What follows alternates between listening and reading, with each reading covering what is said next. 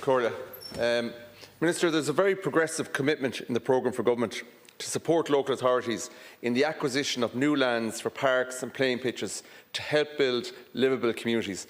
We all know the importance of active recreational spaces, and I just want to ask the Minister if any efforts have commenced to develop a strategy around that commitment. Yes, thanks very much, Deputy Connolly, and for raising this. And I know it's something you're committed to and we've spoken about before, and how developing and encouraging clubs to collaborate, particularly with local authorities under a municipal approach, is something which could deliver significant benefits to sporting organisations and opportunities for people in local communities to engage in sport as well across the country, and of course from your perspective in County Galway. We all know the absolute importance of sport to the well-being and health of our local communities, and the availability and ease of access to sports facilities is central to that, whether in a club setting or in public lands, or indeed in other amenity areas. And now planning for future facilities needs, locations and types in particular focus as a particular focus of our sport action plan as well. In the past, there hasn't been a particular weighting in the sports capital grants, Deputy Connolly, towards municipal facilities. There has been support where people are collaborating, but it is something in terms of now the sports capital reopening in the spring of next year that we will be looking at in terms of how we can try and incentivise clubs to come together, and indeed local authorities to work together as well to support that particular objective and to come together. I know in the context of accessing land, that's a particular challenge, particularly in some of our cities, but indeed right across the country.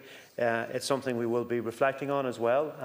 There's no funding for land at the moment, but in the structure of the next sports capital, we want to develop it and structure it in a way that's incentivising people to come together, particularly I think looking at existing land that local authorities have, and also particularly as well looking at land that schools might have.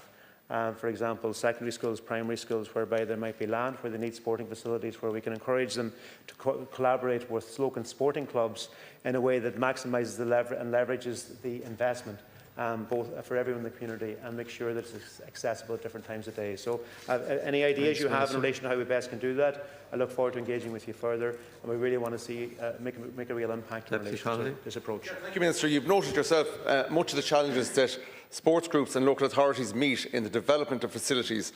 The programme for government also includes a complementary commitment to conduct a nationwide review or nationwide audit of sports facilities to address shortages in areas where there is populations of over 1,500. And I think, Minister, in that audit, as you noted, you will probably find that there is a deficit in the provision of playing spaces in urban areas and significant urban areas. I'm not familiar with the locations, but I have heard some of my colleagues, and I've heard it mentioned in the media, that there are significant parts of Dublin City where there are no active recreational spaces for clubs to pursue their interests. And I think that's something we need to challenge. It also happens outside of Dublin. And of course, the demand for land has placed an increased pressure, I suppose, on the price of land, and that makes it difficult for voluntary clubs to be able to purchase that land, and you've noted that in your response. But certainly the viability of buying land in our major urban areas for sporting clubs is a really, really significant challenge. The GAA themselves have noted... Thanks, Deputy. Yeah. Oh, thank you. Yeah. Minister.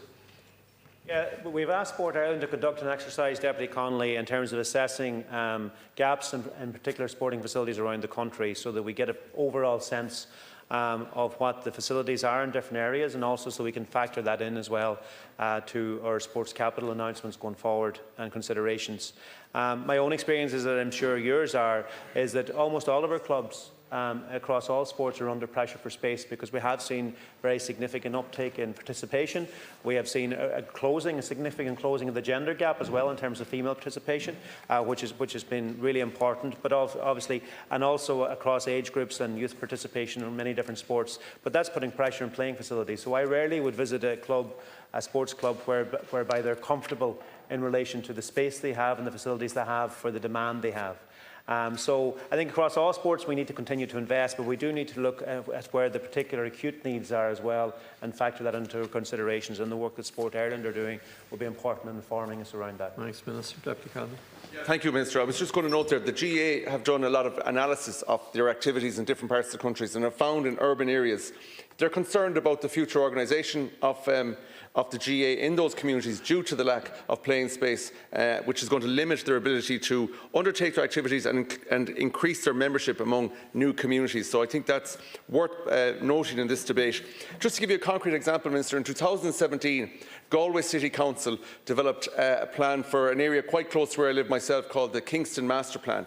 That was 2017, and they said the master plan would include for playgrounds, changing rooms, outdoor gym equipment, pedestrian walkway, cycle paths, a pitch and ancillary facilities, and we've yet to see that go into planning. That's 8 years where we've been talking about it, but due to the challenge of financing it, and some of the land is not in the ownership of the local authority yet, it hasn't come to fruition.